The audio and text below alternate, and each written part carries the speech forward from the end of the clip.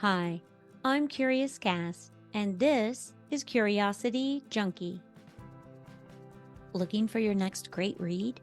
Well, Brad Wetzler has a new book out, a memoir called Into the Soul of the World, My Journey to Healing, published by Hachette Books. It's earning high praise from the New York Post and other top publications.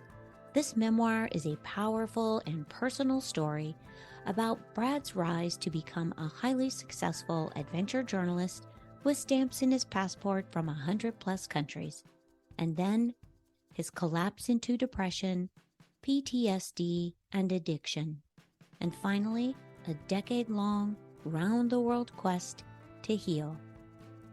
Please welcome Brad Wetzler to the show. Hi, Brad Wetzler. Welcome to the podcast. Hi, Cassie. So good to have you back on. It's been a while. You've been busy with writing a book. Yeah, my book came out in March, just a couple of months ago, and it's called Into the Soul of the World. It's published by Hachette Go. You sent me a copy, and I've been reading through it. I also did the audio because I'm a huge fan of the audio, which frees my hands up to just kind of follow along, and then I scribble notes or highlight things I love so I can go back and reread.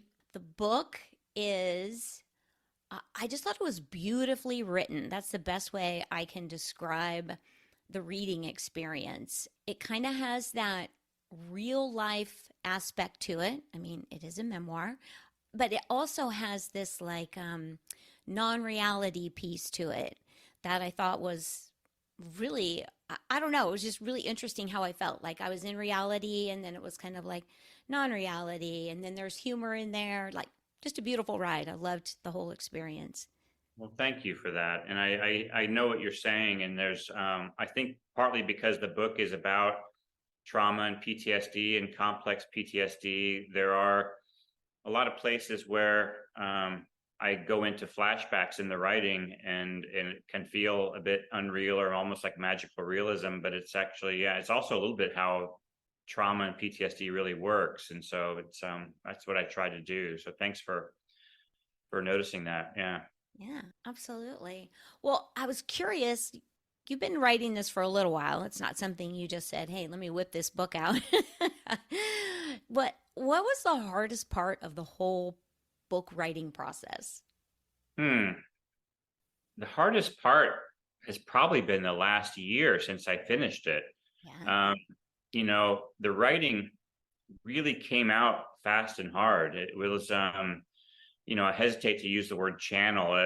That's not what I was doing, but there was a way in which it automatically wrote itself. And yes, it was hard to write. I mean, there was a lot of emotional stuff in the writing of it that came up and that I needed to tap into in order to write the book.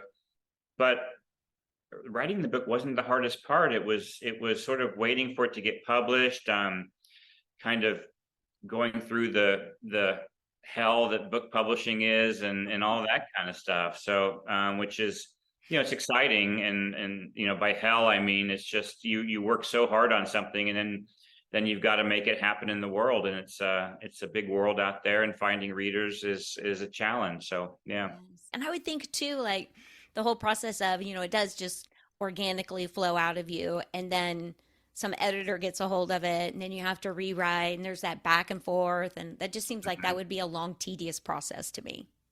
It was, and I think last summer all that went down, and yeah, it's just the combination of waiting and rewriting and editing and the legal review and all of that kind of stuff. It's just it was quite a year, but I'm now happy it's in the world, and it is starting to gain some steam, and the reviews are great, and so yeah, I'm excited.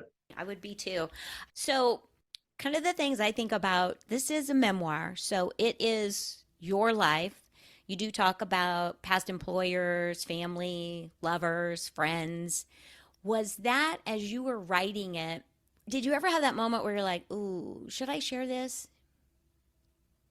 That's a good question. I think, and it kind of cuts to my personality and who I am, and maybe even my role as a kid.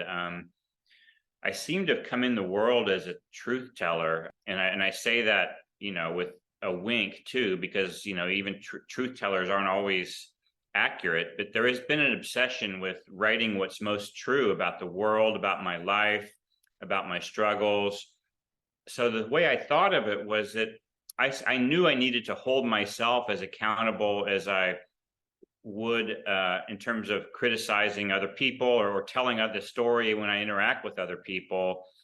I knew that I had to be as clear and focused on revealing deep things about myself as I would, almost that old, anytime you point a finger at somebody, you point three back at you. And I really tried to live by that. And I also tried not to point a finger. I mean, the people I wrote about, I simply wrote what happened, and I tried to write what was true. And I also tried to do it with compassion, and the people that I wrote about, I still love, even though I'm not really in contact with them. So the hardest part wasn't the squeamishness about it. I have a natural way of wanting to get down to the bone. And so maybe that after it was done, there was some thinking about, is this the right thing? But yeah, I hope I answered your question. Yeah. Yeah. There wasn't anything that felt like harmful or hurtful. It was just very honest. I noticed that throughout. You were very honest about how you were feeling about someone, about a situation. So to me, that kind of made it very real for me to experience too, as I'm reading through Yeah. it. So I loved it. I loved that you were honest. And I kept thinking in my head, would I ever be able to be this open, I guess is a better word, open and honest about my life experiences? I don't know. I Yeah. don't know. You I know, don't know. That's a honesty is a good talent. word. I mean, it's better than truth, actually. Honesty, because no one has a lock on the truth. And so I think just we're trying to be honest with myself. And I think also part of this complex PTSD is a little bit of, there's a lot of self-abuse that can go on with having a condition like this, and living in and having absorbed shame as a child, and that sort of thing. But I hear you, and I think it is unusual. I've been told it's unusual, especially maybe for a man to have this kind of vulnerability. And Yes. it's who I am and always have been, and it hasn't made this particular lifetime particularly easy with relationships. And like I said, the important thing is to always turn the lens back, though, as much as you point it. So Well, yeah, definitely. It is just a very open, vulnerable. I think you used the word vulnerable. That's what I was looking for. You can tell that is who you are at your core. You're very open to the experience. And I think what I get is that you truly experience everything about a moment. Like you are fully present most of the time. Just the way it felt to me. Maybe that's just because you have gone through that dull part of life. And I do want to dive into that. So let's jump in there. sure. Can I Where, jump in there real quick on what you just said about openness, though, yeah, which is, I don't know if I came into the world like that, or if it happened to me. But as you know, I nearly drowned at age 12 in a very traumatic canoeing accident, and that sort of thing can open your senses. That kind of trauma can, and it's sort of, there is a kind of a personality trait called openness that, when I was a travel writer, I did absorb everything, and I do absorb everything, it seems like. So, but that openness is something, again, I don't know if I came into the world with it, but I think it probably had something to do with the trauma too. So, yeah. And that's why I wanted to dive in. We did talk about this a little bit in our first interview together, but I do want to talk about that because that really is kind of like the stepping off point for a lot of things that kind of happen throughout your life after that moment. So, walk us through that day, kind of how it happened, that whole experience. yeah. So it was when I was 12, and it was a father-son canoe trip in the Ozarks of northern Arkansas. And so it was kind of a Bible study group called Fellowship of Christian Athletes. And so it rained heavily all spring, and we were warned that the river was particularly dangerous. But I think we'd driven a long way, and the fathers were ready to go, and so we were going to do it. And so I got into the canoe with my father, and he didn't know how to canoe. I didn't know how to canoe, and we were just going all over the place like Laurel and Hardy. And eventually, after lunch, we got going sideways, and the water filled the canoe up. We tipped over.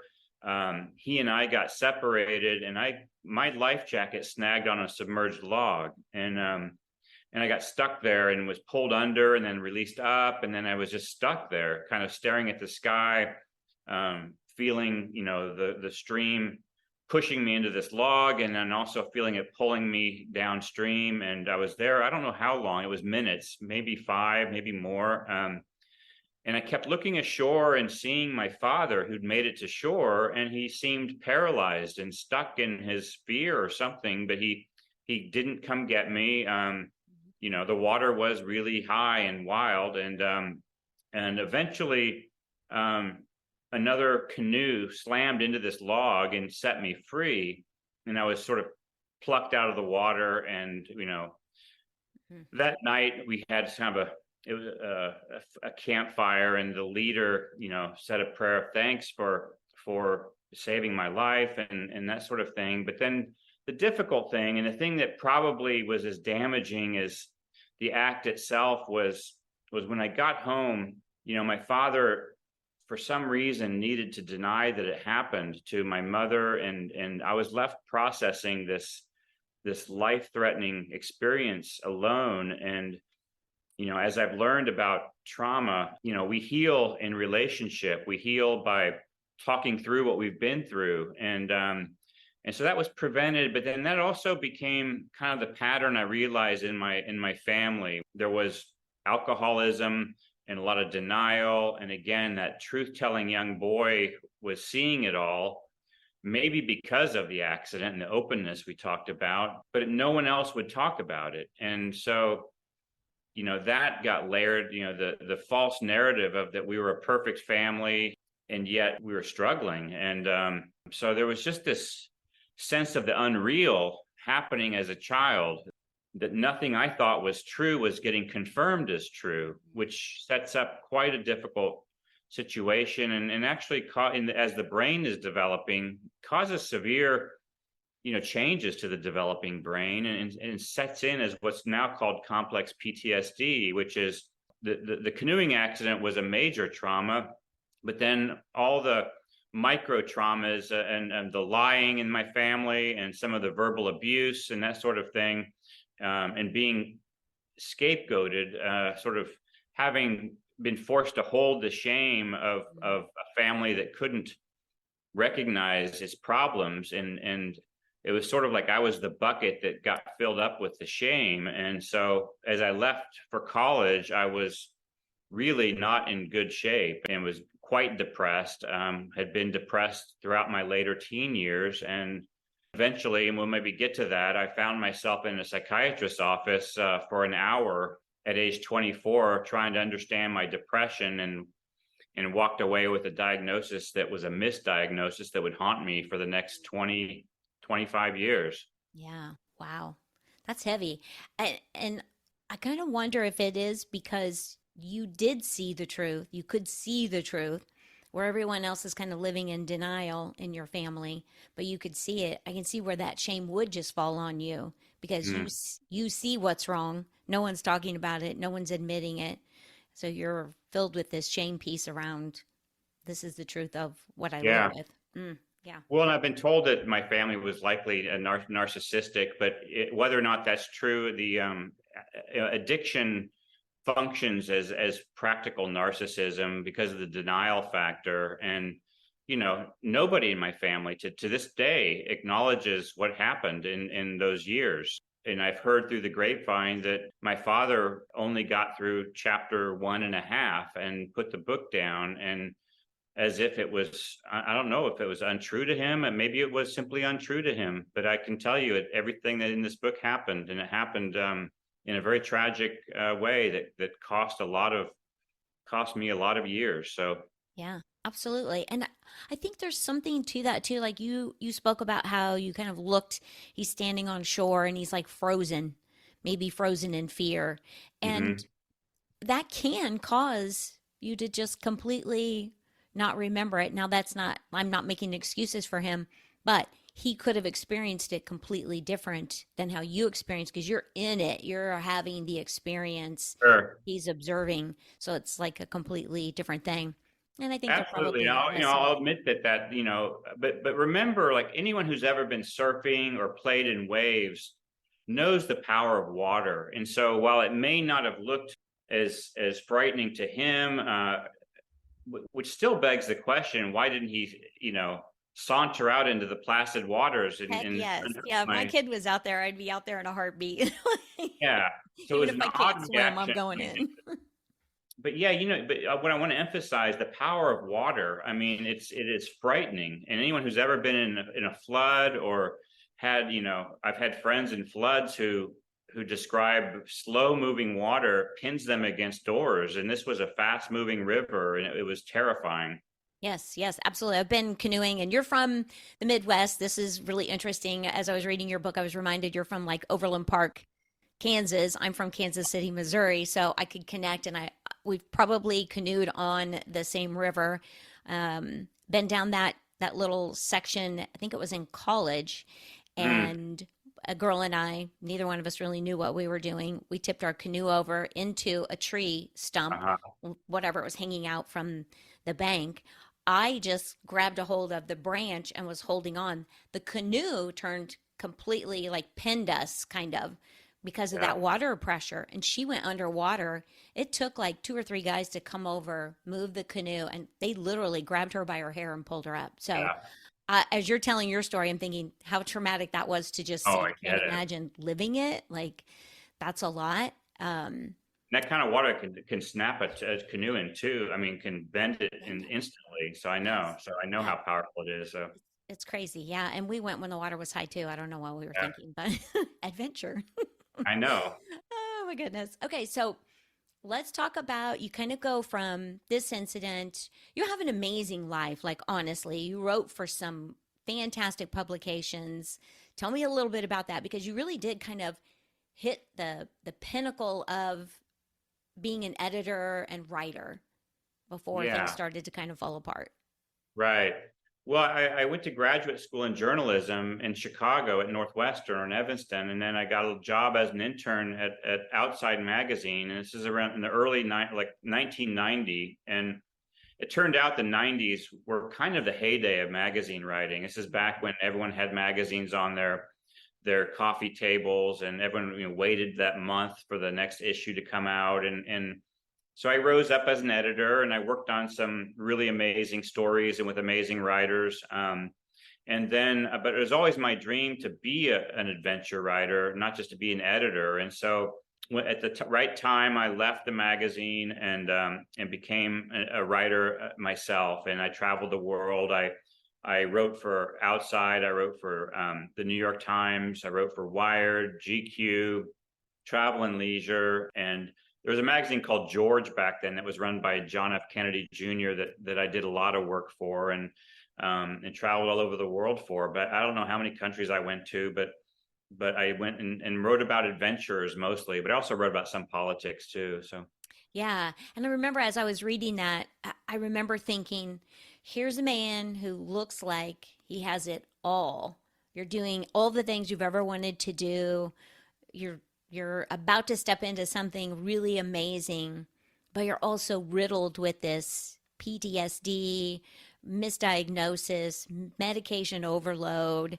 So let's dive into that a little bit, because that's yeah, a big part of your story, this the right. PTSD and kind of what you had to go through before you get to today. Yeah. So there's two parts of that story. The first part is this misdiagnosis that after one 45-minute session, I was told that I was bipolar and began taking lithium. Well, I wasn't bipolar. I was suffering from trauma, but I didn't know it, and PTSD. And so when one medication didn't work, the psychiatrist added a second, and then a third, and a fourth, and the fifth, until I was on like 12 different things and 23 pills per day. And this is as Wow. this is kind of growing slowly as my career was taking off, and then till it hit some kind of fulcrum point when I started to struggle too much. I was too numbed out on the drugs. I was making mistakes. and also coming back and falling into deep depressions after I'd come back from a trip. And so eventually I was writing fewer and fewer articles. What kept me from being in bed basically on these mind-numbing drugs was dexedrine, which is a strong stimulant. So, which, I was a zombie. So instead of being like a psychiatric patient who couldn't get out of bed, I was walking around the world, but with the mind that was shut down like a zombie, and still trying to write the occasional article until the shit show became worse and worse and worse. I'd hear my name called on the intercom system at airports that I had left my bag of pills back at the security department. It almost brings up tears to my eyes as I describe it. And the other thing I wanted to say about it was it's interesting to me that I even entered this career. There's an idea in psychology, there's a repetition compulsion is the phrase, and it sort of means that you will gravitate towards the very things that traumatized you, and as if you can try to solve the problem. And so this deeply traumatic canoeing accident, and the fact that I would become somebody obsessed with trying to be an adventurer is just too weird and wild about the psychology of this for words, and how I would be the night before a trip, I would be so ready to go, so jacked up, and then like I'd wake up and be terrified, and like it was almost like there were two sides of my brain, one that clearly remembered the trauma and was terrified of wild places, and the other that wanted adventure more than anything. And these two sides of my brain were at odds at all times, and that, in a way, that's kind of what almost drove me crazy. Yeah, that would be hard. And I'm sure there's some of that, I don't want to say addiction piece, but I think it is a little bit of the addiction piece that kind of pushes you forward. Like, I need another hit of that adventure. I need another hit of love. I need another hit of whatever the addiction is, right? 100%. I've had many addictions, as you know. I even see the psych medications as an addiction, just to numb out in some kind of legal way. But yeah, I was fueled. I think there's a famous saying now with addiction that, don't ask why the addiction, ask why the pain underneath the addiction. So in treating addicts, it's, don't ask like, why did they fall into these addictions? It's what's causing this. And so, there was deep heartbreak in my soul and my body around my childhood, and not just the canoeing accident, but the false narrative of my family and the complex trauma and the scapegoating and all of that. So And shame is a big piece. Like, it's heavy. it is. And we put a lot of that on ourselves. That shame piece. Like, somebody might apply it, and then we just keep lathering it on layer after layer with everything. It's almost like there's a pool of it. It just sort of, it's such a toxic shame. There is good shame. It's important to feel some shame, but toxic shame is when you just feel soaked in badness. It's almost like that's for your listeners, when we say the word shame or toxic shame, it's such an overwhelming feeling that you are just so terribly broken, flawed, soaked in badness, and it's just a almost impossible way to live until you start to understand and start to clear it out. 100% agree with you there. Yeah. And I think that's the beautiful thing is you can work to clear it out. I don't know that trauma ever leaves us. Yeah. That's something that I think, almost every human being experiences some sort of trauma. Some are way more intense than others, and I'm not comparing slight trauma to heavy trauma, but it does stay in the body and it stays with us forever. And so I think it's becoming aware and learning, understanding how your trauma is impacting you on a daily basis. It's Absolutely. Yeah, and impacting others then too, right? But you're absolutely right. It's that awareness of it. And, I don't think the feelings of trauma that live in your body ever really go away, especially stuff from childhood. Yeah. But yeah, it's learning to relate to it differently. So yeah, as you were writing this book and you kind of get to that place where you realize that there's a problem. What is it that triggered that? I'm thinking I know when it is just from Yeah, reading the book, where things kind of shift for you. yeah. So there's kind of two, but the first one is I was in Indonesia, and I was on so many pills. I fell into the ocean, and it just felt at that moment like everything was over, like this career was over.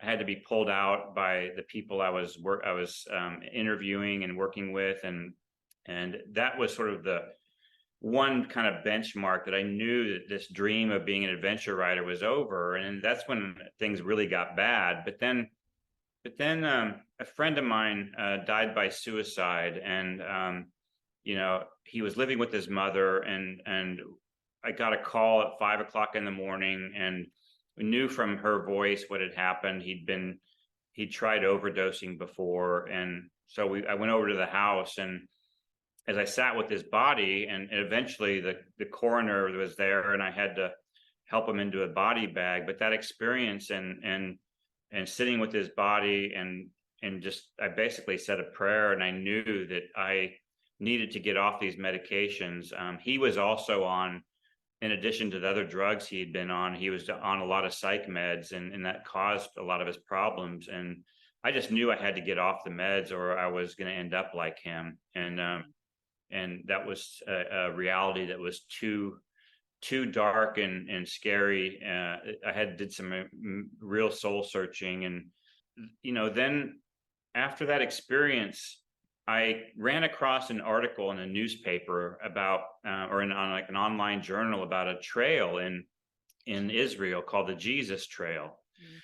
and I hadn't written much in years, and so I had been a teenage Jesus freak, and I just immediately got attracted to this trail and decided I was going to go walk it. And I pitched the New York Times, an editor that I had worked with before, and she immediately wrote back and said go. And I bought a ticket and told my girlfriend at the time that I was leaving. I didn't know how long I was going to be gone, and I ended up going to Israel and walking this 40-mile trail and kind of falling into a trance, trying to understand, this my childhood obsession with Jesus. I ended up going to Palestine and I spent in all about 10 weeks in the area.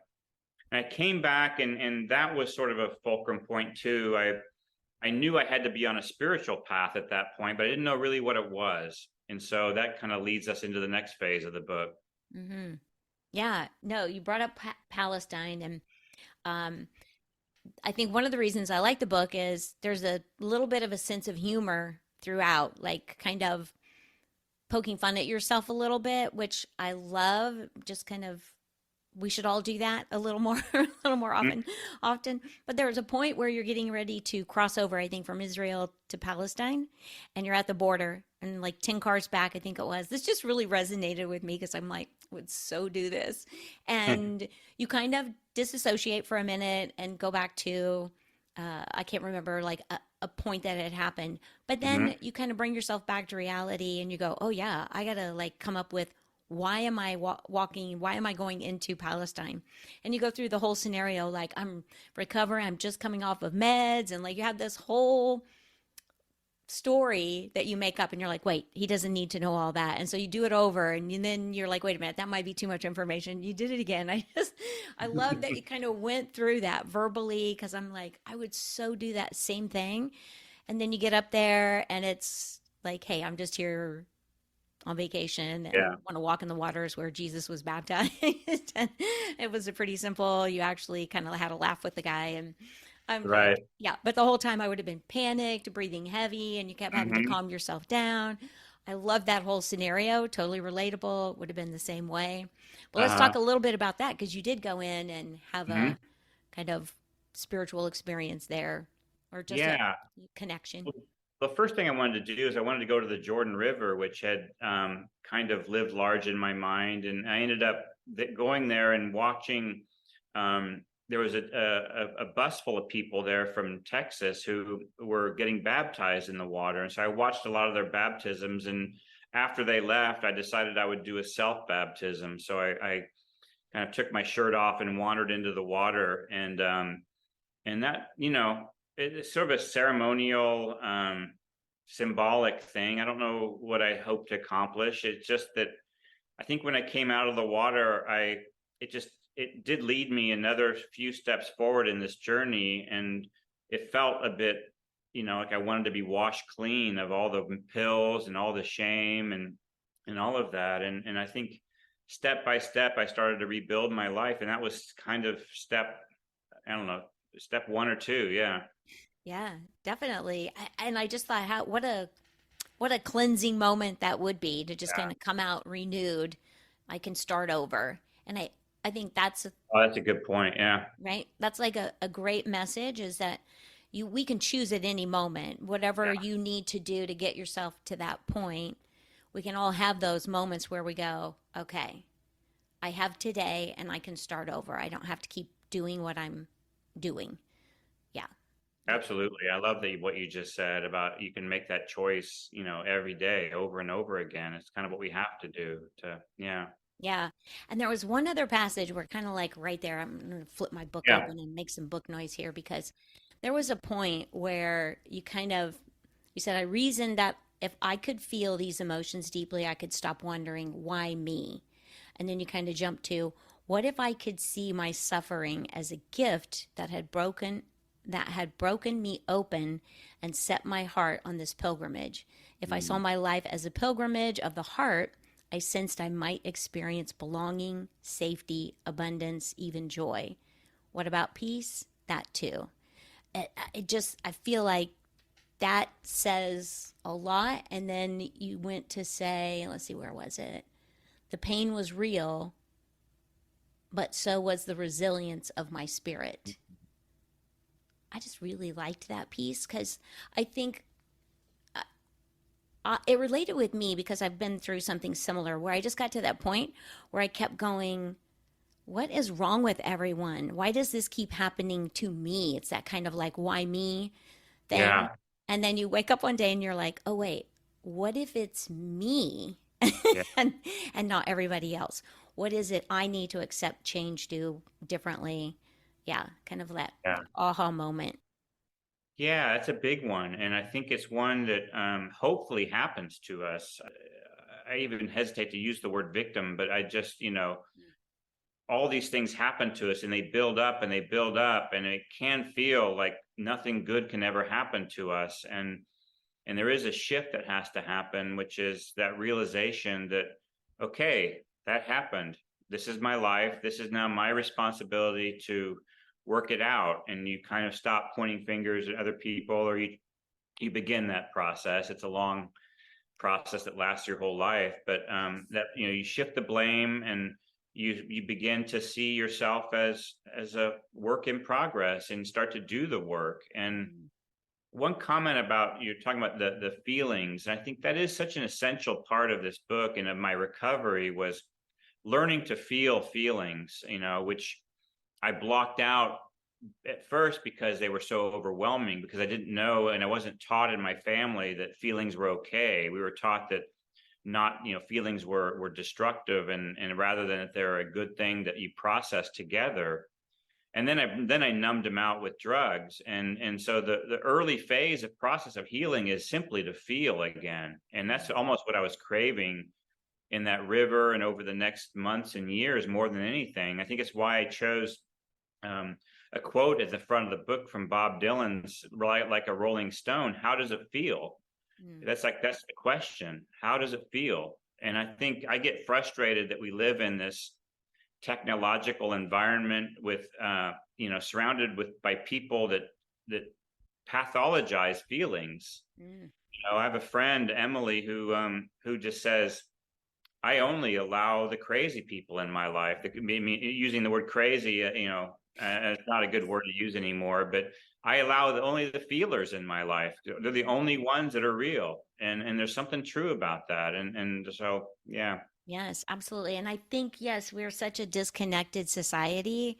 Um, Connectedness, when you were kind of talking about that piece of numbing out, I think when we are doing that, many of us do it, when we do that, we're disconnecting. It's a way to just like Yes. disconnect from everything because everything is overwhelming in a moment or whatever Right. the feelings are too much at that time. But I did find like, and you went on a spiritual journey and not necessarily religious. You have a deeply religious background, and Mhm. then kind of took a took an open approach to experiencing all different types of religion or faith, or and I think you used the word faith at one point.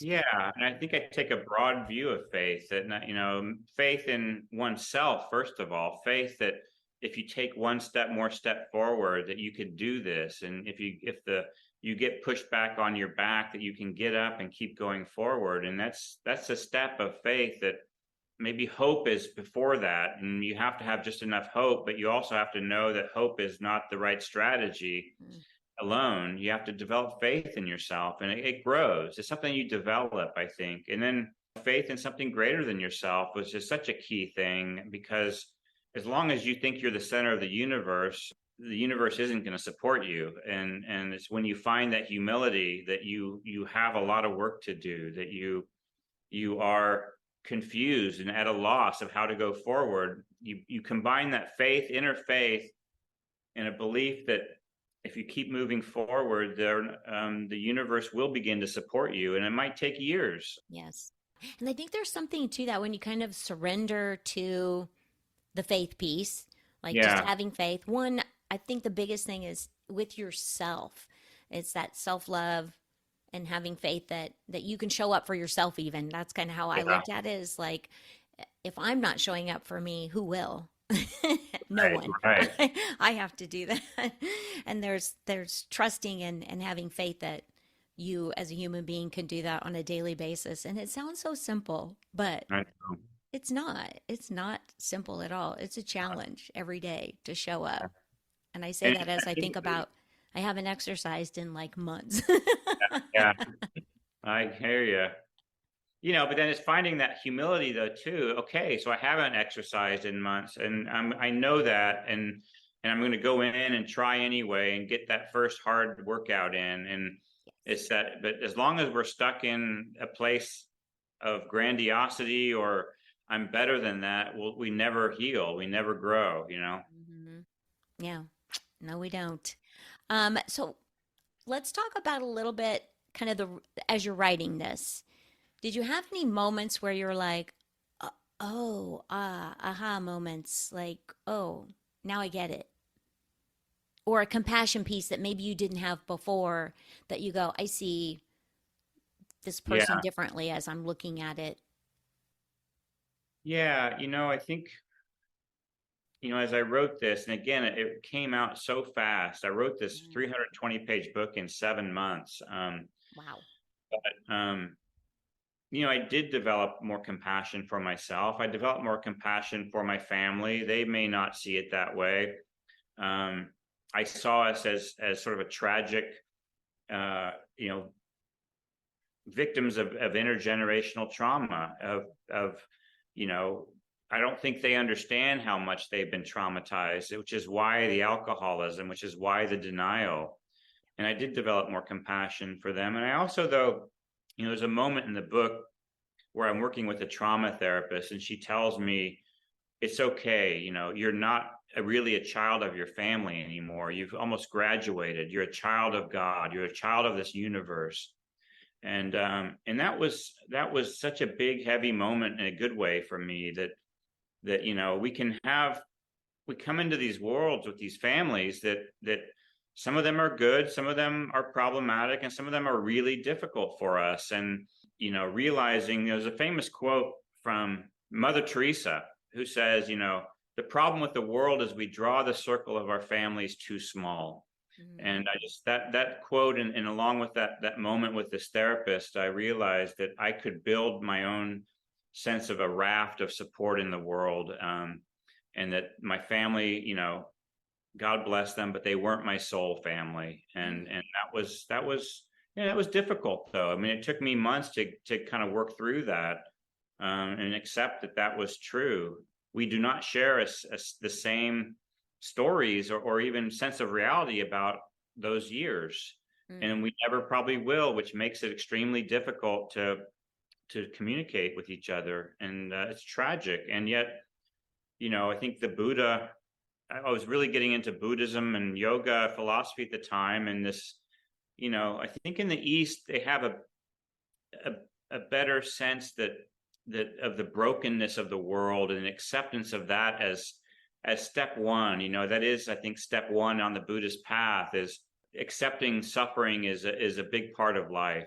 Yeah, and I think there is something to that family piece. We have this fear and this obligation, or we put that on ourselves to be a part of our natural born families, and that's not always the healthiest choice for everyone.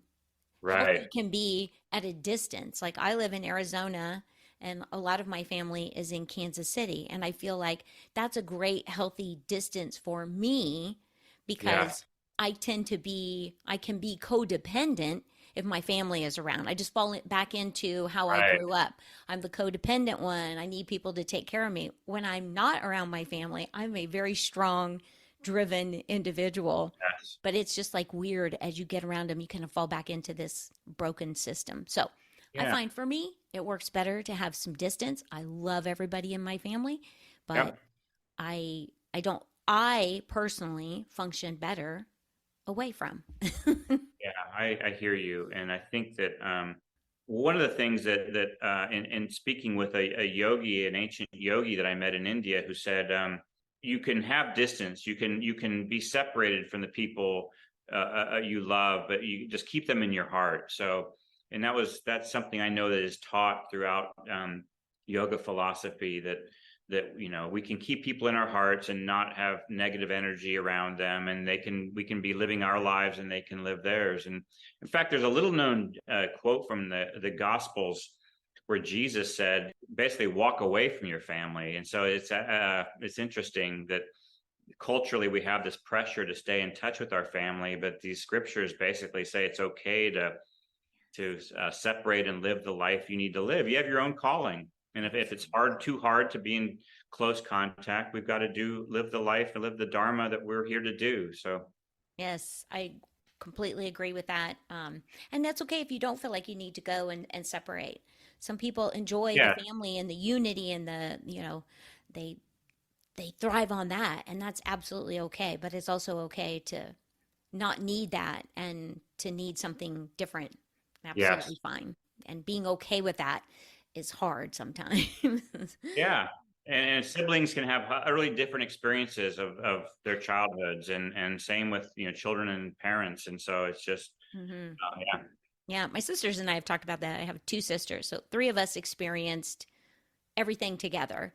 And it's funny sometimes when we talk about things, I'm like, I don't remember it that way, or our stories are slightly different. So there is something to how we absorb it and then hang on to it. And I'm sure the stories change because we're now drawing from this experience and the mental piece of it. And I don't know. It's just always interesting when we. which is why I use the word honesty in writing that rather than truth, because all you can do is write the most honest version of your story. And for all you memoir writers out there, know that people will see the narrative differently, and it might even be confused by your narrative, and it can be 100% honest and real. So yeah. Yes. Yes. No, I love the word honest Yeah. because that is for you, it's honest, it was real, and that's how you felt it, saw it, and it happened. Yeah, Yes. absolutely. Okay, so let's talk a little bit about you went on quite a journey as you're healing. You did a lot of soul searching, um, adventuring that just really kind of took you back to yourself, is kind of how Yeah. I took that. And you have a different view of, like we've talked about, faith, religion, universe. It has a lot of different names, I guess. Yeah. Not necessarily a fan of the organized religion anymore.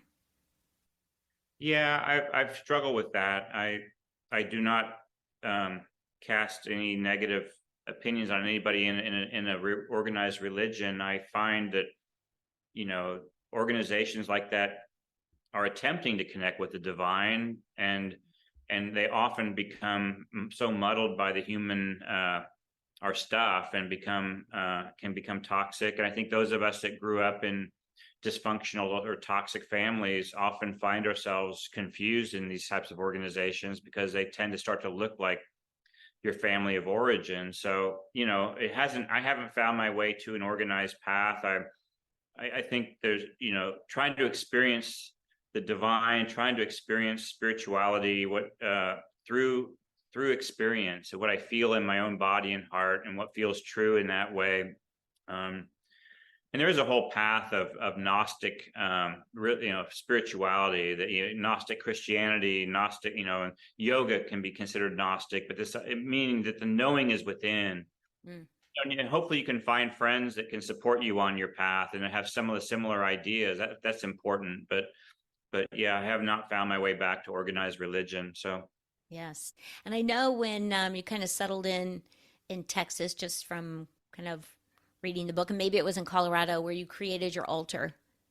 uh-huh. I want to talk about that a little bit because it was Yeah. very important to you. There were a lot of things that were really important that you put together, and an altar can mean a lot of different things. So, Yeah. Well, I when I was in Colorado, I moved from Santa Fe to Boulder, Colorado, and the first thing I did was build an altar out of all the items that I'd brought back from all over the world on my travels, and then also began adding spiritual items and statues of different deities and gods and other spiritual objects. And I put Christmas lights around it, and it's over here. And I have candles and incense and a plastic Gumby like Jesus, um, and pictures of saints. And anyway, but I think what it is, though, is it's an attempt to bring all of the universe, all of the divinity into in one space, and make it sacred. And I always had a kind of a problem with kind of pottery barn houses, that sort of in which all the cool sacred stuff was in closets or like stuffed in a corner because yes. it didn't fit the decor. And I just, as soon as I moved to this apartment in Boulder and now in Texas, it's the centerpiece of my living room, of my world. It's the first thing I go and sit down to in the mornings and light incense. It's like, this is what the meaning of life for me, and I don't want to put it in a closet along with old photos and stuff. So it's just important to me that it be consciously in my living space. So yeah. Mm. Yeah, and I think that is so true. We have all these beautiful memorabilia pieces and things that we think are valuable, but we put them in boxes and put them away. And Mm-hmm. it's like, well, wait, if you're not appreciating it, why have it? Go ahead and just get rid of it. I know. And it turns out often those things are very meaningful, but they're in a box somewhere. Yeah. Yeah, absolutely. Okay, so then I kind of want to keep taking us back to the book Yes. in the epilogue. You kind of talk about like where you are now in Austin, Texas, and that you still struggle. That's I think another thing I liked about the book. It's real life. So it doesn't mean that just because you went on this journey and you found things that help soothe you and you got off of medications and you've stepped away from addictive behaviors, even though they can like show up in other ways, um, it's that you're still on the path to recovery, basically, and healing. Healing doesn't just end, I don't think. No, it doesn't. And I think once you get to a certain point and get a little more consciousness around the path you've been on, and heal a little more, you do start to feel a little more ease. But I know with me, I still struggle with needing to take long naps which I'm kind of dissociating, because the world can be too much, and I still struggle in relationships. And it is what it is. But there's a lot of wisdom that you've gained, and I think staying on a path and honoring the wisdom of the spiritual masters who came before us, and knowing that this life is always going to be hard, but it can get better. And I think that's Mhm. the thing. And also maybe keeping in mind that there was a phase when when I was so intensely working on myself and almost trying to become enlightened, that that's not the answer either. You don't want to turn your life into just a project. And so I think I'm in a moment now where I am trying to find more joy, realizing that I've tamped down a lot of the more joyful parts of life, and trying to bring those parts of me back out. And that's kind of the next part of my journey. So Yeah, no, that's beautiful. And I do think relationships are challenging, especially when you're still trying to deal with your own relationship with yourself and figure that piece out. Trying to bring somebody else into it just adds to that. Just oh, and we adds to often that. choose people that have something to teach us about where we still are. And Yes. Oh my yeah, goodness. Yes. That's I guess the beautiful part of that. And then I love that the world is overwhelming 100%. And we do have days and weeks where we just have to be on and up and engaged, and you get to the other side of it. And I find myself, and I know a lot of people are like this, where you're just like, okay, that's it. I cannot people anymore. I need to just become a recluse for a few days and just, I don't know, like re-energize my body, my soul, my mind, and not have to be around other people. yes, absolutely. I think, that is the point of a Sabbath too. And obviously sometimes we need it more than one day, but I Yes. know Gandhi used to always, one day he did absolutely nothing, and people would come to him with the biggest problems, that needed solved, something in Congress in India or some major thing that needed attention right now. And he said, go away till tomorrow, it can wait. So I've Yes. kind of learned from that. So yeah. That made me think of, isn't there a picture of you with like the Dalai Lama? Oh, there's a picture. There's a picture of me with the yogi in the cave, a The yogi. 100-year-old yogi in a cave. Yes. A picture of with Krishna Das too, a uh, a famous spiritual singer that's in the book as well. So yeah, Yes. No, I think that's so cool. Good for yeah. you. Well, let's talk a little bit about like, so what are you doing nowadays? Because I know you do like, you're a writer and an editor, and so you do some coursework. You are also a yoga teacher, so you teach a little yoga. You do a lot of things, Brad. I do too many things, and I mean I do a lot of things, but I think the main things I do for work and for a living is I help people write books, and I help people, especially memoirs. And so I teach classes privately, through my website, and I also coach individuals one-on-one to write books. And then on the side, I teach yoga. It's kind of it keeps me sane. It's kind of, Mhm. my hobby, but it's more than a hobby because there's a whole spiritual life around it. But yeah, and I try to get outside. I go swimming down here in Barton Springs in Texas, and Yes. walk along the river with my dog Tommy, and just try to and just try to keep taking a step forward and enjoying life as much as possible. And I've got a next book idea that I'm getting ready to start working on, and I think it's going to be about masculinity. Ooh. Yeah, so Yeah, and that is one thing about your book that I noticed that you are, and we talked about the vulnerable piece, but you're very in tune with your emotions, and you're okay knowing that emotions can make you cry, and that's okay, or they can make you need to shut down and just and pull away. And I think there's so much power in having that knowledge and being okay with feeling emotions and being vulnerable. That's beautiful. Well, I'm excited to. thank you. I mean, it does make me an outlier among men, I think, in some ways. There are some of us out there, but the whole John Wayne, you don't show emotion archetype is a difficult one for us men, and I think it's caused a lot of problems for women too. So Mm-hmm. Yes, thank goodness things are changing yeah, slowly, but they're yeah. changing. Well, Brad Wetzler, thank you so much for coming on the podcast. It has been an absolute pleasure. Your book is beautifully written, an amazing ride, a real life story that doesn't really blow smoke. It's just an open, beautiful story. Thank you for sharing that. Thank you for having me, and I love your podcast. So I look forward to hearing more from you. Yay, thank you. And to everybody out there, thanks for tuning in, listening. Stay safe, stay curious, and we'll see you next time. If you'd like to help support the show, please click subscribe. Then you can head over to CassieBurton.com, where you'll find lots of great information to help you on your healing journey.